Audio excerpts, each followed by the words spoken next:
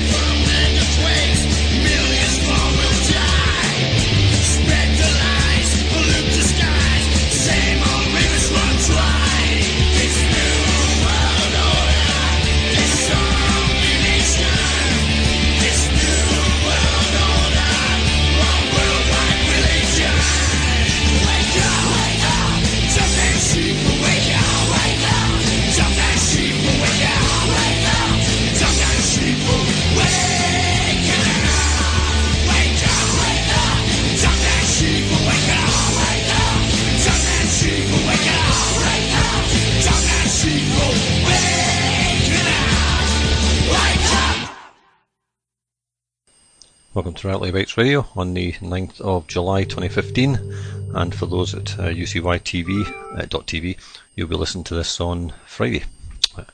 What's that going to be? Tomorrow, possibly, or even next Friday, who knows. Okay, we all know that science is a joke these days, and as is the law, and the next couple of articles are kind of putting that in perspective. The first one is Dark Science by antimedia.org. Editor of prestigious medical journal says science has taken a turn into darkness.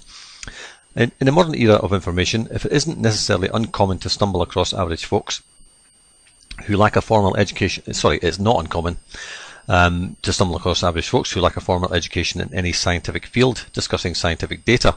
Thanks to the rapid evolution of the internet, acquiring a fundamental understanding of scientific theories is as simple as a few clicks on a keyboard and a couple of hours of reading. However, there is much more to the science community than, well, science. The scientific method itself may be unquestionable. Still, the scientists, organisations and interpretation of data are very much questionable, as we all know, eh? The New England Journal of Medicine and the Lancet are two of the most esteemed and distinguished medical journals in the world. Both have published peer-reviewed data for around 200 years. Despite this, according to the editors of these outlets, fame and influence don't inherently imply integrity.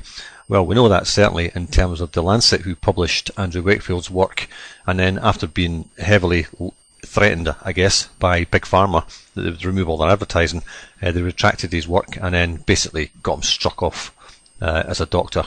And keep vilifying them anytime there's a vaccine problem. In other words, they can't sell their vaccines because of people's fears that, and genuine fears that they cause all sorts of health conditions. And in the case of what Andrew Wakefield was alluding to, although he never actually said vaccines cause autism, autism being one of those factors. Richard Horton, editor of the Lancet, recently wrote, "Much of the scientific literature, perhaps half, may simply be untrue." Well, I'd guess it's a lot more than half. Afflicted by studies with small sample sizes, tiny effects, invalid exploratory analyses, and flagrant conflicts of interests, that's the big one, together with an obsession for pursuing fashionable trends of dubious importance, science has taken a turn towards darkness. As one participant put it, poor methods get results. The Academy of, well, what kind of results, eh? Big brown envelopes for people's back pockets and just carrying on with the agenda to make people sick, I guess. The Academy of Medical Sciences, Medical Research Council and Biotechnology and Biological Sciences Research Council have now put their reputational weight behind an investigation into these questionable research practices. The apparent endemicity, i.e. pervasiveness within the scientific culture of bad research behaviour, is alarming. In their quest for telling a compelling story, scientists too often script data to fit their preferred theory of the world, or they retrofit hypotheses to fit their data. Global warming, perhaps, eh? Journal editors deserve their fair share of criticism too. We aid and abet the worst behaviours. So there's an admittance, eh? Our acquiescence to the impact factor fuels on unhealthy competition to win a place in a select few journals. Our love of significance pollutes the literature with many a statistical fairy tale. Global warming. We reject important confirmations. Journals are not only miscreants. Universities are in a perpetual struggle for money and talent, endpoints that foster reductive metrics such as high impact publication. Well, they're after money and they're after talent, but that talent isn't scientific talent. It's a talent to hide science, basically, and have the brass neck to just lie blatantly to anybody who asks you serious questions about it. National assessment procedures such as the Research Excellence Framework incentivise bad practices, and individual scientists, including the more senior leaders, do little to alter a research culture that occasionally veers close to misconduct. Well, it's fraud. It's not just misconduct. It's mass fraud. These guys get paid a lot of money to write this garbage, which they call science, and policies are built on this because the politicians know they're being lied to anyway, but go ahead with it. So it's fraud right across the board from start to finish, and these people should all be in prison, every single one of them, because they are defrauding everybody, not just of true science, but of money, huge amounts of it. And there we have it. The editor of a prestigious medical journal that has published peer-reviewed data since 1823 has openly admitted that the corrupt have indeed infiltrated the science community and its media outlets. Surely this isn't news to many, yet millions of readers have been and will continue to be deceived by the label of peer-reviewed, in spite of this blatant confession. Well, the peer review process is bollocks anyway. What one can find almost laughable is that this isn't the first time an editor of a prestigious medical journal has come forward and declared the science community and its publications to be manipulated and corrupt. In 2009, Dr. Marcia Angell of the New England Journal of Medicine wrote, "It is simply no longer possible to believe much of the clinical research that is published or to rely on the judgment of trusted physicians or authoritative medical guidelines." Well, there's an oxymoron, is it? They've just told you they're lying, and you're supposed to trust your physician. I take no pleasure in this conclusion, which I reached slowly and reluctantly over my 2 decades as an editor of the New England Journal of Medicine. It took her 20 years to find that out, did it? What does this information tell us? The most obvious implication is simply that we are being lied to by the very people we trust to explore the world around us and help us better understand it. Furthermore, it also poses a crucial question. How deep do the roots of corruption reach in the field of information? How much of what we think we know has actually been the result of manipulated data? Well, most of it.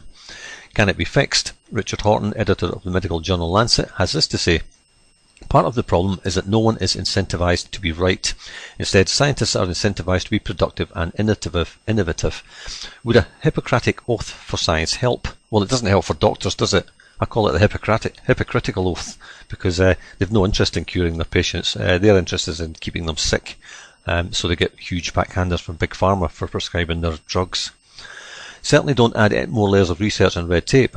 Instead of changing incentives, perhaps one could remove incentives altogether, or insist on replicability statements in grant applications and research papers, or emphasize collaboration, not competition, or insist on pre-registration of protocols, or reward better pre- and post-publication peer review, or improve research training and mentorship, or implement the recommendations from our series on increasing research value published last year.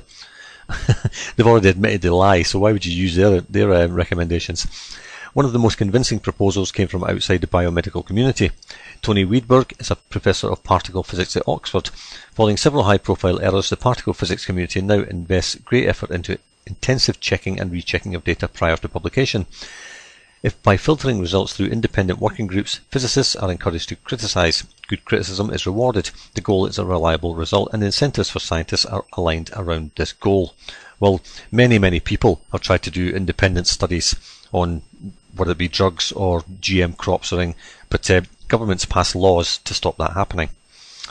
And talking about law, here's an interesting little piece that it doesn't really relate to the last bit, but a listener sent this to me today, and it comes from a site called advocates.org.uk, and it's in the training section, and it's called deviling.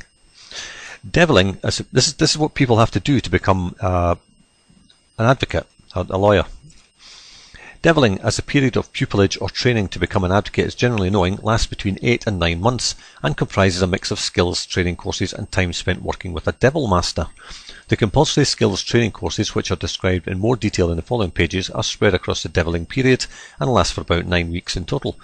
For the balance of the period of deviling, devils work closely with their devil masters. All devils have a principal devil master who is a practicing member of the junior bar of at least 7 years standing and working primarily in civil practice. Devils will also spend part of the time with another devil master practicing in the criminal courts, and many devils spend a short period of time with a third devil master working in a different aspect of civil work from his or her principal devil master. In order to take a devil master must be approved by the Dean of Faculty. The Clerk of Faculty maintains a list of approved devil masters, who may be contacted by email or via the clerk's office. Devils are expected to attend court with their devil masters and to attend consultations with solicitors instructing the devil master and with the solicitor's clients. A devil will also discuss the preparation and presentation of the cases in which their devil master is involved and will be required to draft written pleadings and opinions. During the period of deviling, devils also carry out work for the Free Representation Unit. This is part of the faculty's commitment to providing access to justice for everyone, as if they care. All they're interested in is getting money off of everybody. The Free Representation Unit enables devils to provide advice and representation to clients of Citizens Advice Bureau from across Scotland. Further information about the faculty's programme of free legal services may be found on the Free Legal Services Unit (FLSU) website. Now, I have always thought, this was way before I even woke up, that the Citizens Advice Bureau in the UK was nothing more than a gatekeeper, and they only gave you the advice that was going to get you in the least trouble, basically, and it was easy, and stop them getting in trouble as well for actually telling you what you can do about these crooks that you go and see them about. At the end of the deviling period, a devil's admission to the faculty is dependent on certification by his or her principal devil master that the devil is a fit and proper person to be an advocate, and that the devil has been involved in a wide range of work in the course of his or her deviling. A devil's competence in a number of aspects of written and oral advocacy is assessed during deviling, and if a devil is assessed as not to be competent, he or she will not be admitted to the faculty. So there you are, you've got to be a good devil to be a lawyer these days. But there you go. And then when we talk about laws, we all know that the big corporations are all backed up by our government making laws. But from Natural Blaze, July the 8th, 3 routes to genetic damage, the world's top money-making business opportunities. So here we have it, make you sick, make a load of money off you. This is by Jeffrey Jackson. Somewhere along the line, it becomes profitable for corporations to engage in genetic damage, to alter the DNA and the genetic code of our species has easily surpassed the tech boom of the 90s. The food, medical and pharmaceutical industries share one massive money-making secret. They all engage in damaging the genetic code of human beings. Using flimsy cover stories, fraudulent research and unending lobbying, the business of genetic damage is a clear winner for any investor or company looking for the big money home run. Yet, as with most investing cycles, once the secret reaches mass public awareness, the ride is over and big money migrates elsewhere. This seems to also be the case with the genetic damage wave. Any business paradigm whose foundation is built on fraud while simultaneously ignoring an awakened critical mass of the population that doesn't want their product is bound to fail. So here we have it again, the whole the business model, the science, all of it is built on fraud to get these things brought onto the public domain and get your government to pass all the legislation that's necessary, with the odd devil or two thrown in, I guess, and to make you sick. Part of the whole population control measures, population destruction, I guess, and of course there's lots of money in it as well for these guys who think they're going to be part of the big gang. More fool them, eh? Companies that made billions are now finding it harder to stay in business and keep strong bottom lines as truth, open source information and whistleblowing appear to have firmly secured the top spot. A quick look just beneath the lies and fraud of many industries reveals priorities and directives clearly being made without people in mind, unless the ones with such priorities and issuing such directives are working toward a future without people around. There you go. As the science fights to be settled, the facts have told the story and ended the war. Our human genetics and DNA are being changed. It doesn't matter anymore if it was purposeful or not. Well, it was purposeful. An internal human ice age is upon us that threatens the human species, and a natural ice age is on the way. Never mind global warming. The ice will kill a lot more people than a bit of sunshine.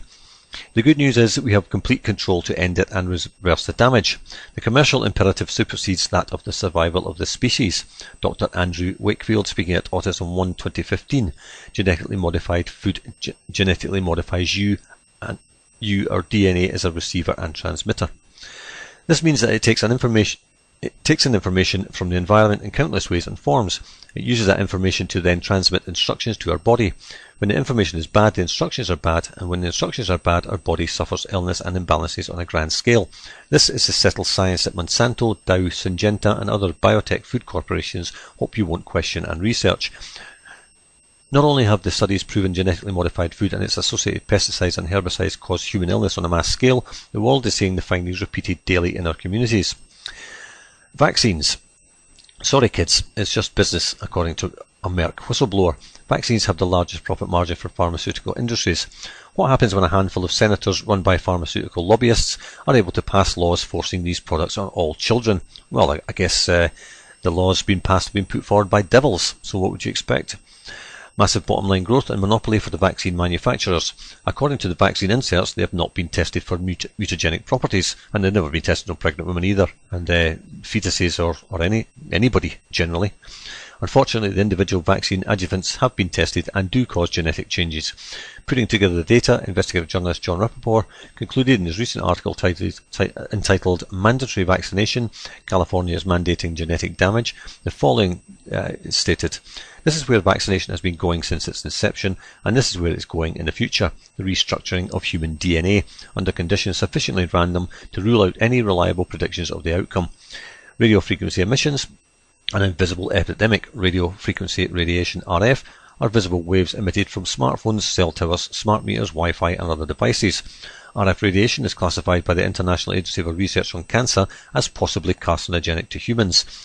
Cancer.org states the following: because RF radiation is a possible carcinogen and smart meters give off RF radiation, it is possible that smart meters could increase cancer risk. Still, it isn't clear what risk, if any, there might be from living in a home with a smart meter."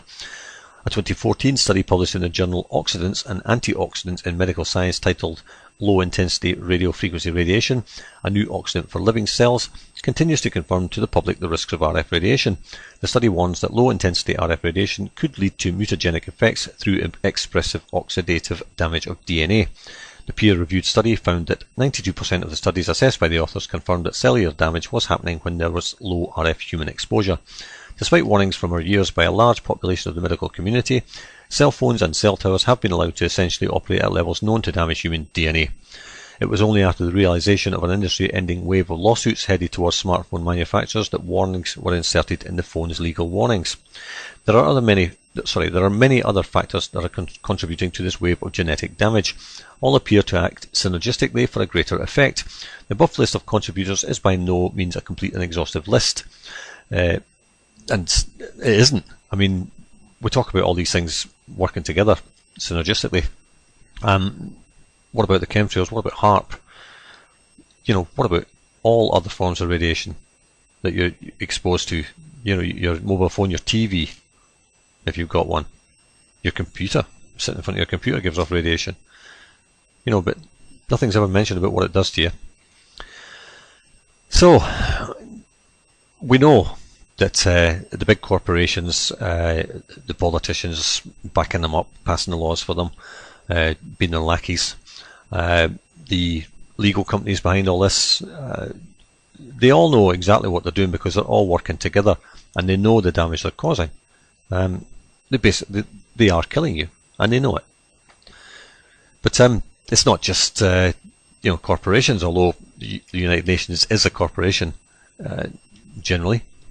Again from Natural Blaze, UN Hunger Relief Group pushes for new unstable genetic engineering techniques, by Heather Callaghan. The UN's World Food Programme, funded by world governments, NGOs and corporations like Yum, Brands and Cargill, postulates that there's just too much hunger in the world, so no one should protest a novel form of genetic engineering that involves blipping out genes which in effect can modify plant, animal and human genomes. Well, it's funded by world governments or funded by government is always something that's bothered me, because we fund our governments. So basically we are funding the United Nations. The people who are trying to fight against it are actually giving it money. How bizarre, eh? That's right, just like in the last 5 decades, the WFP has been around to receive billions for aid. There's a crisis of hunger and overpopulation that requires urgent action, no time for testing. This time it is genome sequence alteration in order to feed the hungry. They know it is dangerous, but they want the rest of the globe to accept their experimentation of it on the world's ecology and third world humanity. Well, the UN, as I've stated many times before and just recently again, stated that Africa could feed the whole planet without any of this stuff. So why are they even going down this road? There's obviously more to it, isn't there? People do not stop and think much about the contradictory nature of a UN relief group's open repulsion towards population and their insistence on helping people that they don't want. 5 decades and billions of dollars later, the countries they've helped have further developed into destabilisation, displacement and impoverishment, generally through internal conflict and wars, which of course are funded by the big arms company, big arms firms, and all deliberate. You look at the map of Africa and all the straight lines that were drawn through tribal areas way back for just this reason, to cause conflict down the road. WFP has dispensed an urgent press release in order to promote a mostly heretofore unused form of genetic engineering. They cite vague fears of unprecedented population growth, increasing conflict and displacement, natural calamities, emergence of major epidemics that will compound future fears of complexities of global food security. Again, that the UN said that Africa could feed the world, so I don't see why there's a problem with global food security in Africa. They mention recent natural disasters in food exporting Asian and African countries, and even throw the California drought in for good measure. To buttress their headline of "Can gene editing provide a solution to global hunger?", they actually say, in the face of these facts, any technique that can improve food production would be a welcome development. Well, how about going natural? How about that? To counteract the coming problem, it is imperative to try novel and daring solutions across the agricultural food chain, including the gene modification of crops, and then, as an afterthought, mention a necessary regulatory framework. Still waiting on that myself. The best thing they could do is let us all go back to living in the countryside and growing our own food, and then we wouldn't have to worry about all these big companies looking after us, would we? We could do it for ourselves, like people used to do, until they got so dependent on their local supermarkets and moved to cities to get jobs. Well, you know what? If you build your house in the country on a piece of land that you own, forget about all these laws. Get rid of them all, and build your little house in the prairie, if you like, whatever you want to call it, your little farm, and feed yourself, and power your own house with whatever you want to use, a windmill, solar, whatever. Do your own thing, and so what if your lights go off at 10 o'clock at night? Big deal. You'll be far happier.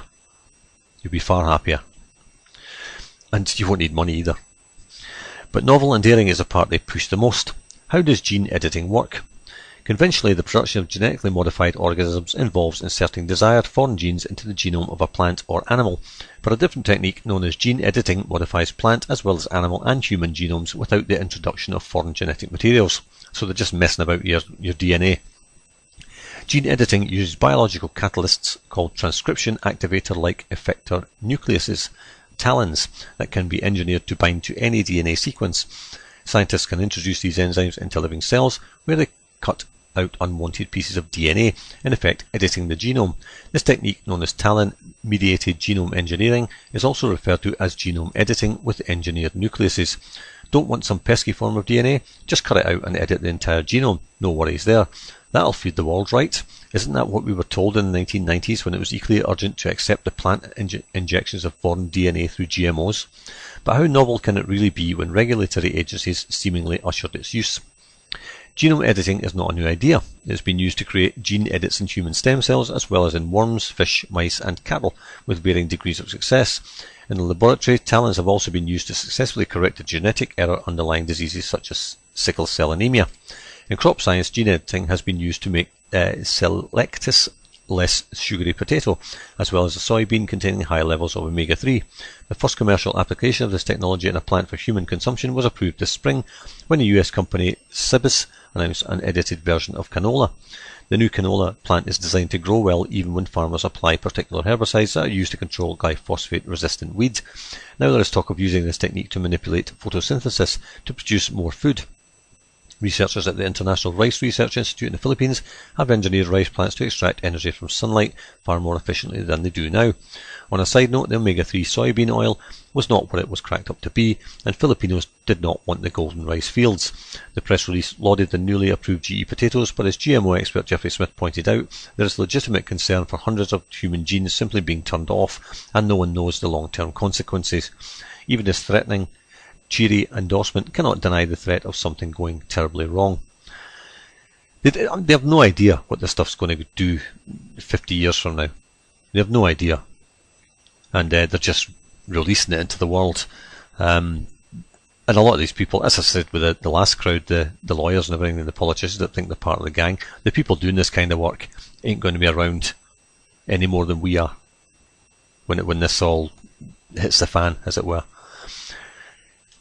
Techniques for genetic engineering are not perfect. Significant genetic errors have been produced by the commonly applied techniques of genome editing, including talents in the past. So they've screwed up in the past and they're still going ahead with it. In laboratory models, off-target events that produce unwanted mutations, sometimes with fatal results, have been described in plants, fish and human cells. For now, there remain many uncertainties about the impact of gene-edited organisms on the environment and health. While gene editing may not introduce foreign genetic material, the technology definitely changes the composition of the product at a very fundamental level. Research is currently underway to improve these techniques, reduce the frequency of unwanted mutations, and improve the safety of genome editing. It simply is not reassuring that even while the technique is approved for human consumption, more research and improvements are needed, as unwanted mutations have been the previous results. So they got it wrong once, so they're going ahead and getting it wrong even more. This press release is nothing more than an endorsement for shoddy, dangerous techniques to test on human beings that the UN doesn't want because population is a problem. So they start with urgency and then attempt to get you to accept unstable gene scrambling, otherwise known as cruel and unusual human experimentation and assault. Again, they claim the world is overpopulated, but that we must all lay back and accept this unstable form of genome editing so that the people that they wish were gone can be fed, all in the name of humanity, all for the children. Yet they're openly telling us that they are putting them in uncertain danger.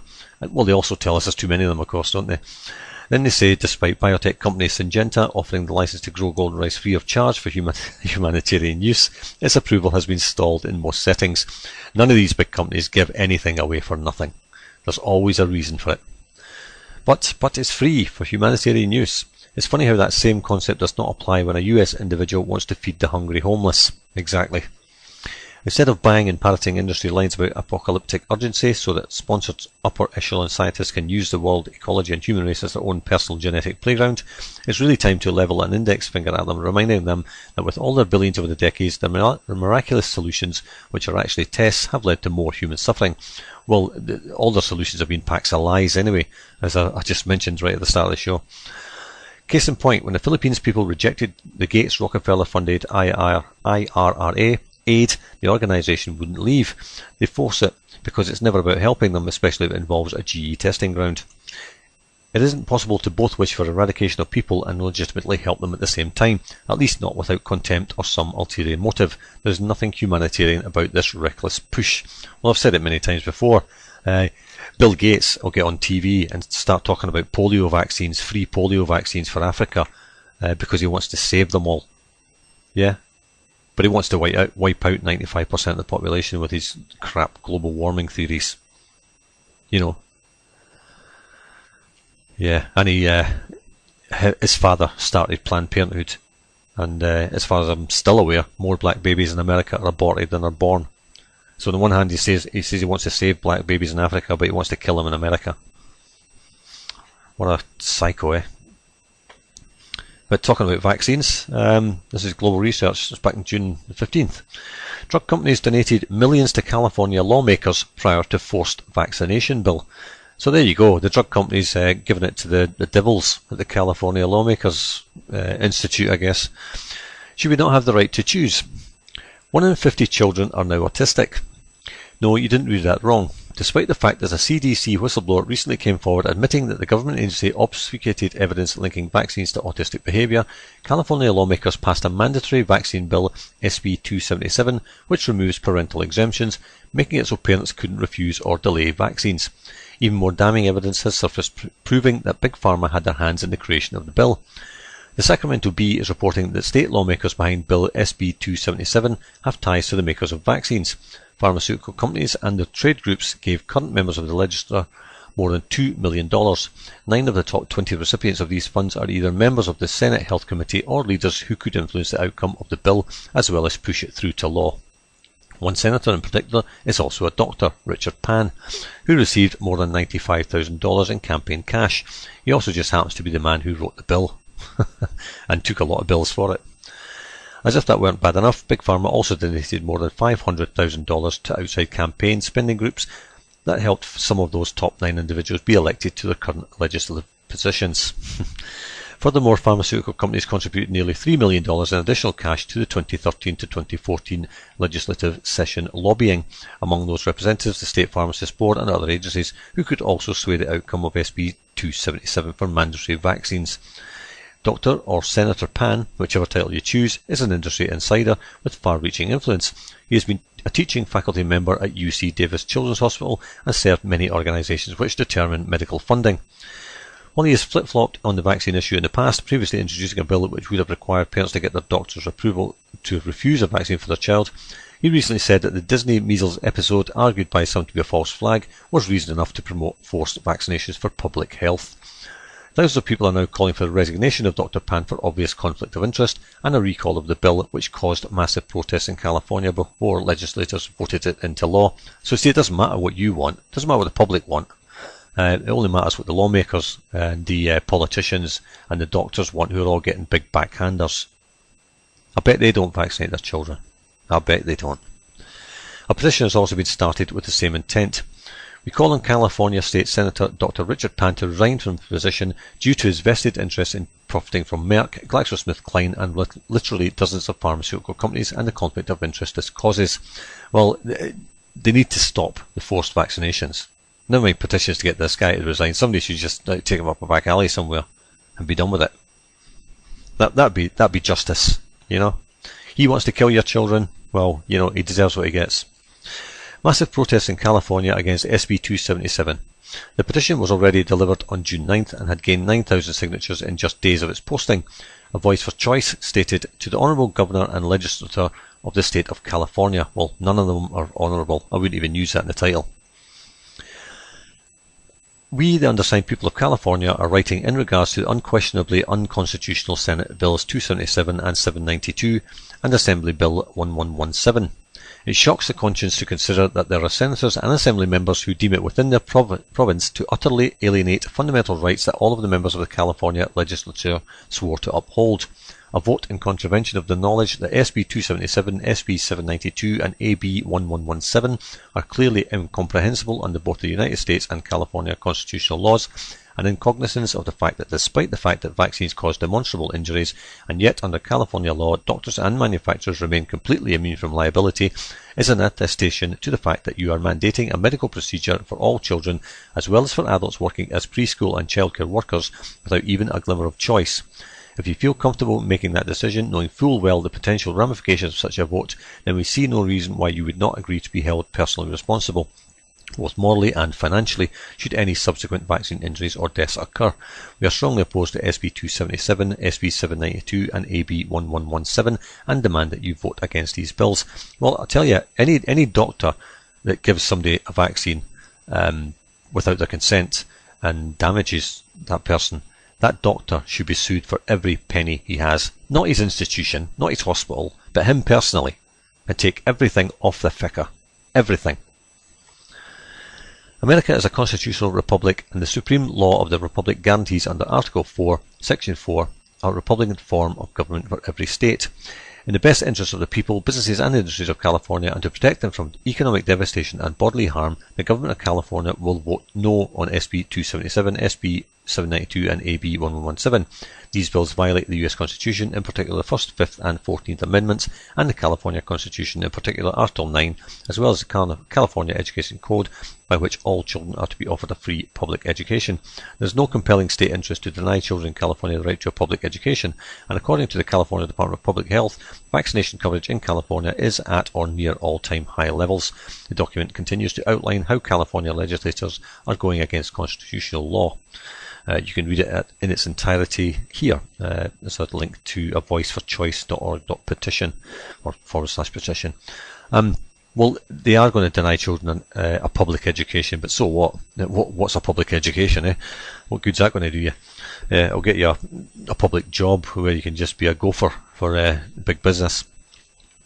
But they are denying the children that public education because you have to be vaccinated to get into the schools. So there's your choice: poison your child physically or poison their mind mentally.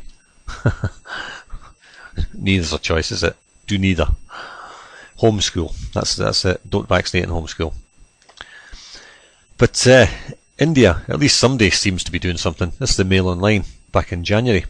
Judges demand answers after children die in controversial cancer vaccine trial in India. Tribal girls were given shots of cervical cancer vaccines during a trial.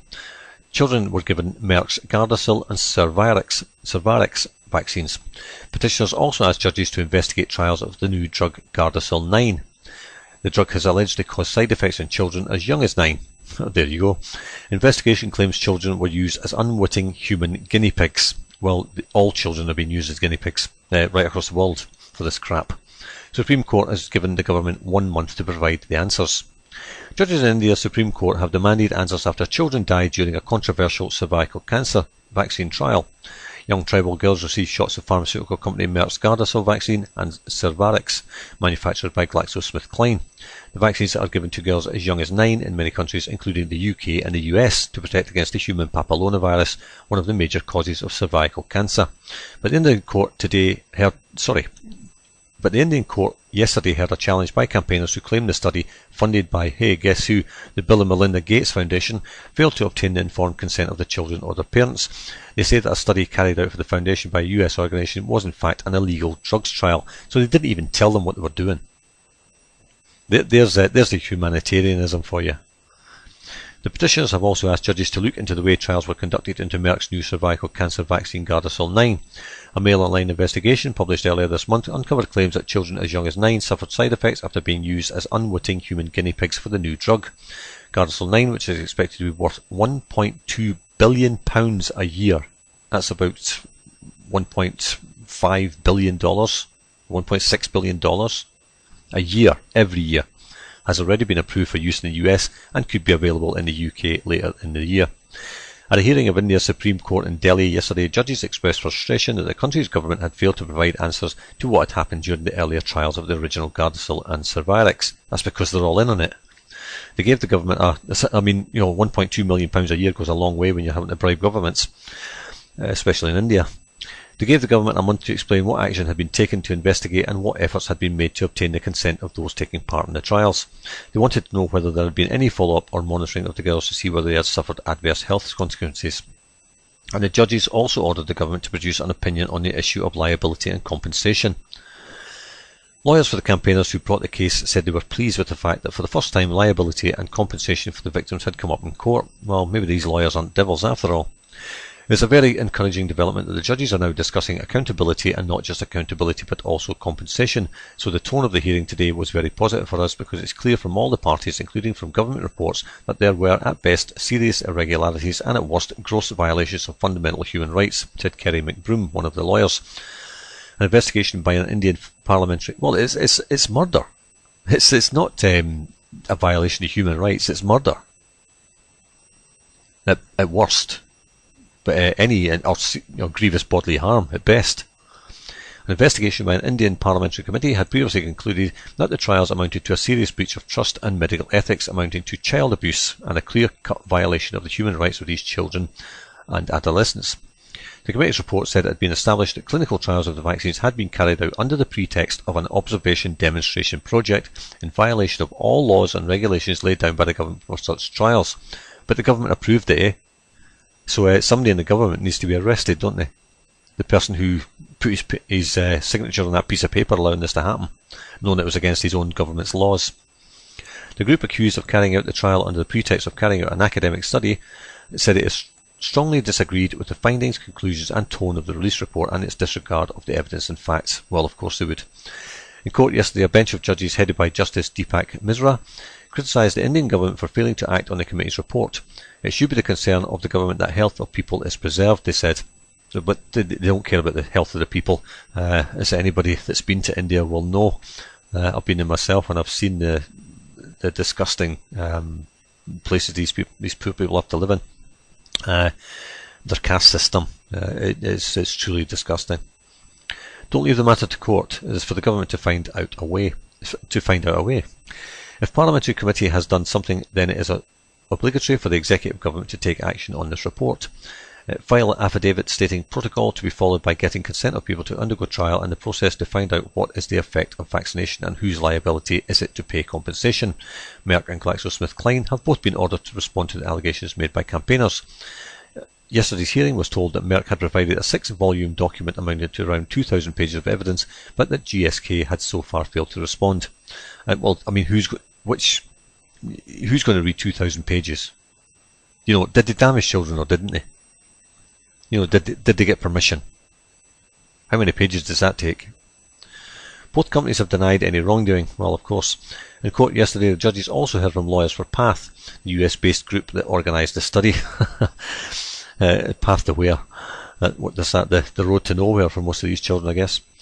Which emphasised the vaccines were safe and the vaccinations had been carried out in the interest of public health. McBroom said she and her team would be referring to the latest trials of Gardasil 9 in their closing submissions. The Mail Online's investigation into Gardasil 9 revealed how several children used in those trials claimed to have suffered problems including weight loss, fatigue, dizziness and menstrual problems. They and their, well, it's probably sterilised now. They and their parents maintained that they did not give their informed consent and that they were not aware that they were taking part in the trial of an untested drug. It's tested now, isn't it? Among those who took part was 16-year-old Aman Dawan, who lives in the Pancham Ki Phil slum in the city of Indore. Slum, yeah. So they're testing it on slum children, because I guess they don't feel they're that important, eh? His family said they were told the drug was a new medicine that would prevent a range of diseases, including malaria. But Aman said that after he was given the vaccine, he began to see changes in his body and he lost weight and strength. A boy. They gave it to a boy. Yeah? Since when did a boy have a cervix? Eh? But it's not the first time this has been going on. Tests where they tell them it for something completely different when it's not. This was an old story which we covered possibly a year ago or so. Maybe earlier this year. This is from Health Impact News. Mass sterilisation. Kenyan doctor finds anti-fertility agent in UN tetanus vaccine. According to LifeSite News, a Catholic publication, the Kenyan Catholic Doctors Association is charging UNICEF and the WHO with sterilising millions of girls and women under cover of an anti-tetanus vaccination programme sponsored by the Kenyan government. Again, the government's complicit in it, eh? Surprise, surprise. I wonder what size of brown envelopes they gave them. The Kenyan government denies there is anything wrong with the vaccine and says it's perfectly safe. Well, let's try it out on them first. The Kenyan Catholic Doctors Association, however, saw the evidence to the contrary and had 6 different samples of a tetanus vaccine from various locations around Kenya sent to an independent laboratory in South Africa for testing. The results confirmed their worst fears. All 6 samples tested positive for the HCG antigen. The HCG antigen is used in anti-fertility vaccines, but was found present in tetanus vaccines targeted to young girls and women of childbearing age. Dr. Ngari, spokesman for the Kenya Catholic Doctors Association, stated in a bulletin released on November 4th.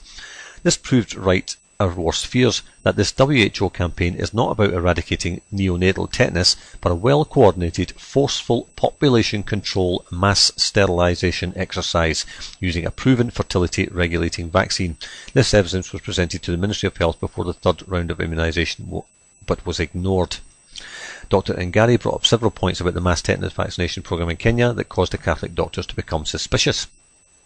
Dr. Ngari told LifeSite News that several things alerted doctors in the Church's far-flung medical system of 54 hospitals, 83 health centres and 17 medical and nursing schools to the possibility that the anti-tetanus campaign was secretly an anti-fertility campaign. Why, they asked, does it involve an unprecedented 5 shots, or jabs as they are known in Kenya, over more than 2 years? And why is it applied only to women of childbearing years? And why is it being conducted without the usual fanfare of government publicity? Usually we give a series of 3 shots over 2 to 3 years. We give it to anyone who comes into the clinic with an open wound, men, women or children, said Dr. Ngari. But it is the 5 vaccination regime that is most alarming. The only time tetanus vaccine has been given in 5 doses is when it is used as a carrier in fertility regulating vaccines laced with the pregnancy hormone human chorionic gonadotropin, HCG, developed by the World Health Organization in 1992. So the World Health Organization developed an anti-pregnancy hormone.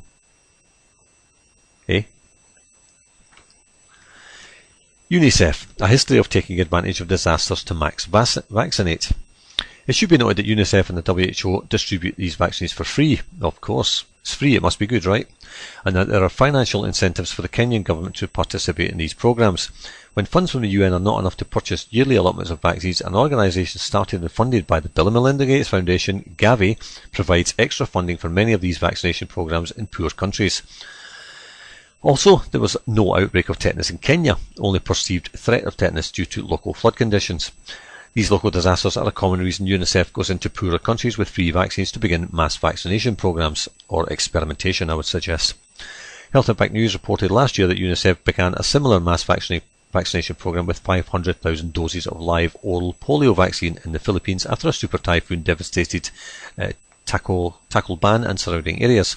This was in spite of the fact that there were no reported case of polio in the Philippines since 1993, and people who had the live polio vaccine can shed the virus into sewage systems, thereby causing the actual disease it's supposed to be preventing. Well, I guess that was a plan all along, eh? A very similar mass vaccination with the live oral polio vaccine occurred among Syrian refugees in 2013, when 1.7 million doses of polio vaccine were purchased by UNICEF, in spite of the fact that no cases of polio had been seen since 1999.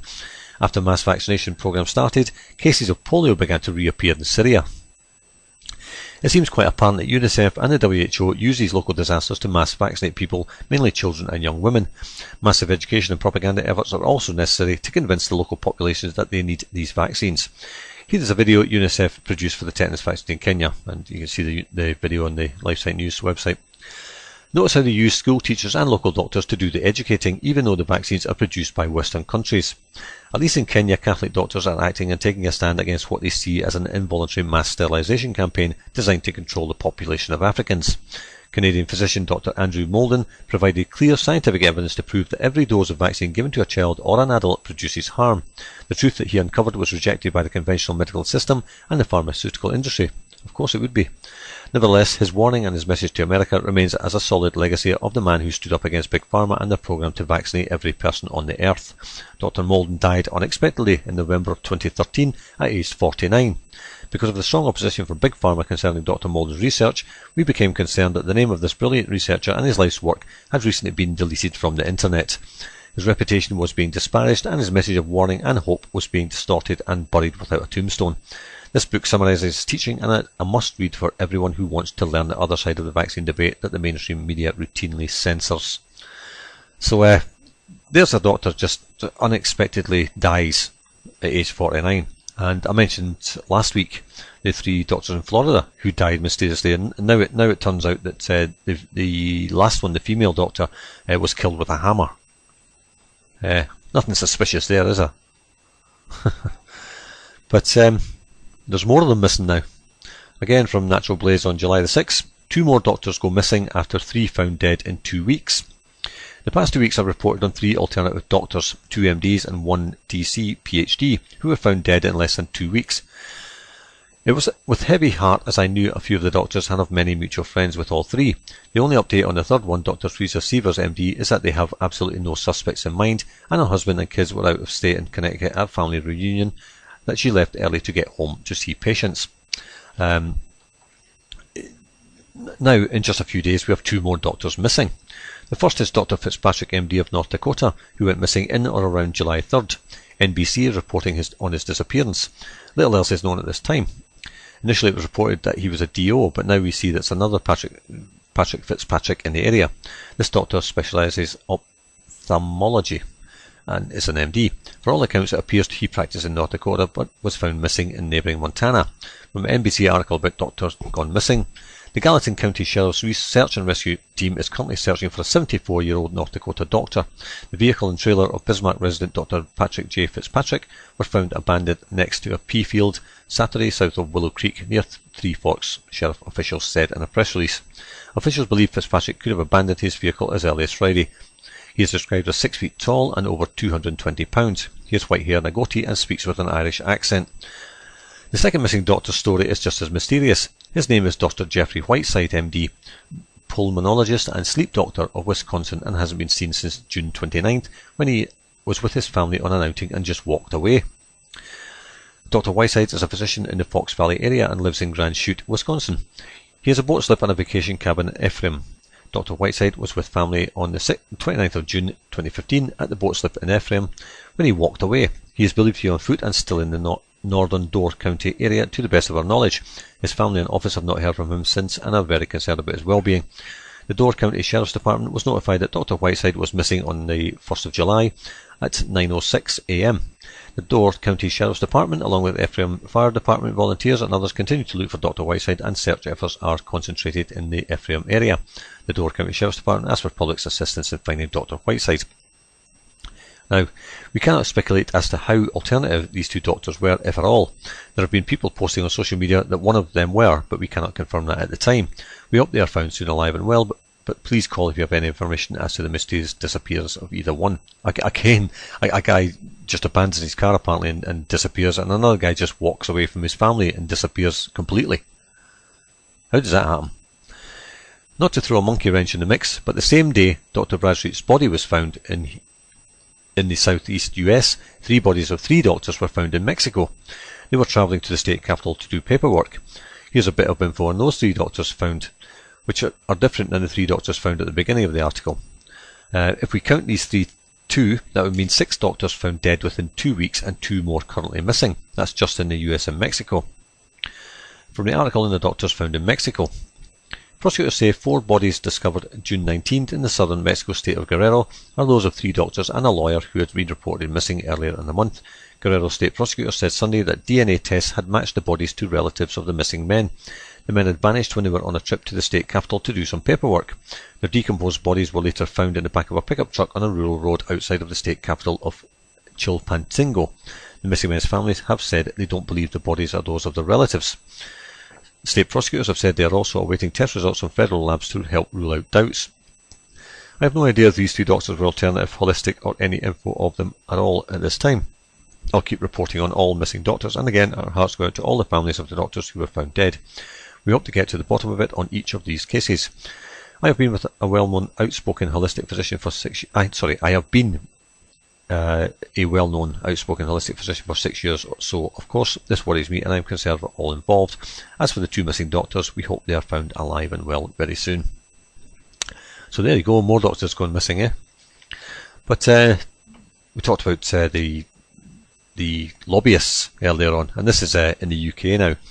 Meningitis B vaccine for all UK babies from September. Nationwide rollout of vaccine will save thousands of lives, campaigners say. That's what they always say, and ends up costing thousands of lives and millions of pounds. All babies in England and Scotland can be vaccinated against meningitis B from September in a move that experts described as life-saving. Parents will be able to get jabs for the strain of the deadly brain infection for youngsters at the ages of 2 and 4 months, with a booster when they are a year old, the Department of Health and Scottish Government announced. 2 and 4 months, they don't even have an immune system at that point. As with most of these vaccines. They said the infant programme available from GPs meant England and Scotland were the first countries in the world to begin national and publicly funded meningitis B immunisation. I guess to try to wipe them out in England and Scotland first. Teenagers aged 17 and 18 in the final year of sixth form and other students aged 19 to 25 who are starting university this year will also be able to receive a vaccination against the A, C, W and Y strains of the infection from August, the Department of Health said, which is particularly important for those heading off to university. Why? Why? Public Health Minister Jane Ellison said, I am very proud that we will be able to offer families extra peace of mind with these new vaccination programmes from this summer. Well, they've just scared the bejesus out of them by saying, oh, your children could get meningitis. The nationwide meningitis B programme will mean that England leads the world in offering children protection from this devastating disease. Around 1,200 people, mainly babies and children, get meningitis caused by the meningococcal group B bacteria each year in the UK, with around 1 in 10 dying from the infection. So 120 people die of it, but everybody's to be vaccinated. Everybody. There's more than that die in car crashes. How about we ban cars?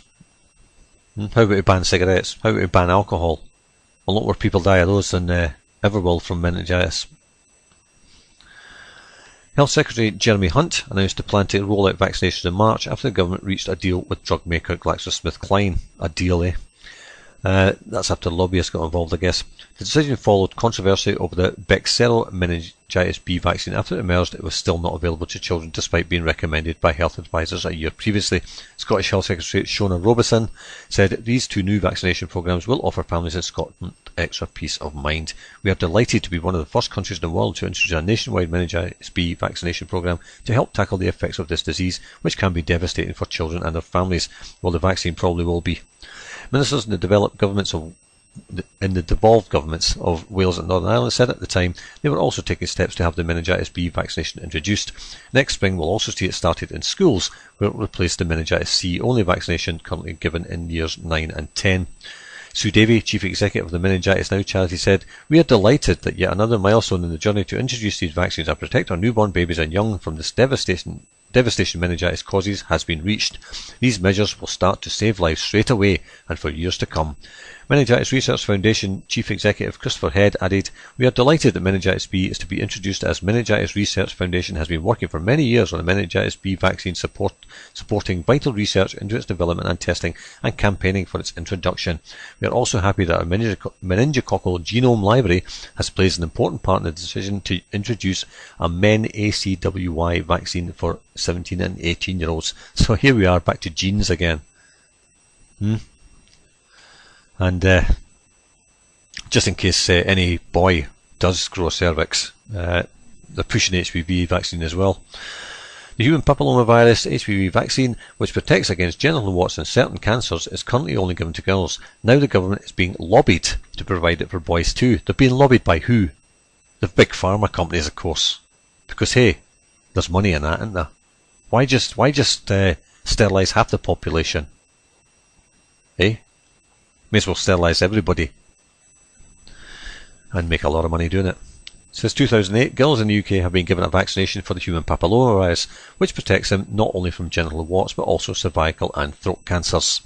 But you know, I was on Irish radio having a discussion with this cretin of a doctor who was an alcoholic and had driven the wrong way around a motorway bypass, pissed out his mind, and he called me dangerous for disputing the fact that this thing actually worked and in fact it caused harm. He called me dangerous, yeah, after driving up the wrong side of a motorway, or an interstate for Americans. He drove up the wrong side of it. Boys, however, are not offered the same protection. Well, that's because they don't have a cervix. While those who go on to have sex with women will benefit from girls having been immunised, those who have sex with men in later life remain at risk of contracting warts and being diagnosed with cancers of the throat, penis and anus, amongst others. Unlike many other sexually transmitted infections, condoms are not often effective in preventing the spread of HPV. Well then, they're not effective in stopping people getting pregnant either then, are they? There's currently no cure for the virus, which can lie dormant in the body for years before manifesting itself as warts or a tumour. Warts can return even after treatment. Well, what's the point of getting a vaccine if it can return? Last year, a commission recommended the NHS offer the vaccination to men and women aged between 16 and 40 who have sex with men, but some experts argue a full immunisation programme is the only effective answer. Of course. Of course. Leading doctors are now calling for boys to be offered the vaccine as standard at the same age as their female counterparts between 11 and 14. They argue that denying boys immunisation amounts to sex discrimination, putting gay and bisexual men at unnecessary risk and costing the taxpayer more in the long term. Have you ever heard such bullshit? And I'll finish on that, because I'm not reading any more of that garbage. Okay, you've been listening to Reality Bytes Radio, and to UCY.TV listeners, you'll hear this possibly next Friday. No lizards, no aliens, no nonsense. This is Reality Bytes.